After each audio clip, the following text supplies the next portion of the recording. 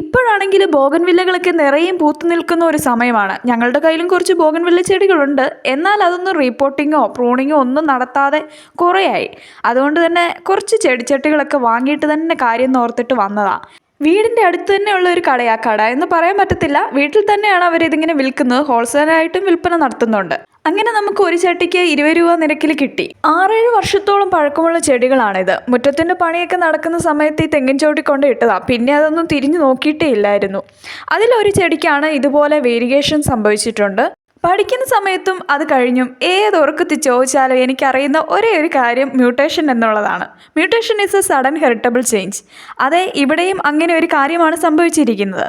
നാച്ചുറലായി ഒരു ജനിതക മാറ്റം സംഭവിച്ചിരിക്കുന്നു. ചെടികളെ ഇഷ്ടപ്പെടുകയും വളർത്തുകയും ചെയ്യുന്നവർക്കറിയാം ഒരു ചെടിയിൽ നിന്ന് മറ്റൊരു വെറൈറ്റി കിട്ടുക എന്ന് പറയുന്നത് എത്ര സന്തോഷകരമായ കാര്യമാണെന്ന്. മിക്കവാറും ഇലകളിലൊക്കെ ഇങ്ങനെ വെള്ള പാച്ചസോ അല്ലെങ്കിൽ പച്ച കളർ മാറിയിട്ട് മറ്റ് കളർ പാച്ചസ് ഒക്കെ സംഭവിക്കുന്നുണ്ടാവും. അതിനെ വേരിഗേഷൻ എന്നാണ് പറയുന്നത്. പ്രധാനമായും ജനിതക വ്യത്യാസങ്ങൾ സംഭവിക്കുന്നത് കൊണ്ടോ അല്ലെങ്കിൽ മറ്റ് വൈറസ് രോഗങ്ങളൊക്കെ കൊണ്ടോ ഇങ്ങനെ സംഭവിക്കാം. വൈറസ് രോഗം കൊണ്ടാണ് ഇങ്ങനെ സംഭവിച്ചതെങ്കിൽ ഇലകൾക്കൊരു ക്രിങ്കിൾഡ് ആയിട്ടിരിക്കും, കുറച്ച് ചുരുണ്ടും ചുളുങ്ങിയൊക്കെ ആയിട്ടും ഉണ്ടാവും.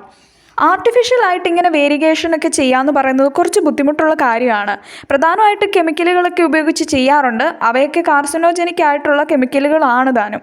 പിന്നെ ഉള്ളത് എക്സ്റേകൾ അല്ലെങ്കിൽ ഗാമ റേസ് ഒക്കെ പോലെയുള്ള റേഡിയേഷനുകൾ ഉപയോഗിച്ച് ചെയ്യാം. പക്ഷേ ഇങ്ങനെയുള്ള കാര്യങ്ങളൊന്നും നമുക്ക് നമ്മുടെ വീട്ടിൽ പ്രാവർത്തികമാക്കാൻ സാധിക്കുന്ന ഒരു കാര്യമല്ലല്ലോ. ഈ ചെടികൾ കുറച്ചായിട്ട് ഇങ്ങനെ പരിചരണം ഒന്നും ഇല്ലാതെ ഇരിക്കുകയായിരുന്നു. ചില മൂലകങ്ങളുടെയൊക്കെ കുറവൊക്കെ ഉണ്ടായിരിക്കാം. അത് കാരണമാകാം ഇങ്ങനെ ഒരു ജനിതക വ്യത്യാസം സംഭവിച്ചിരിക്കുന്നത്.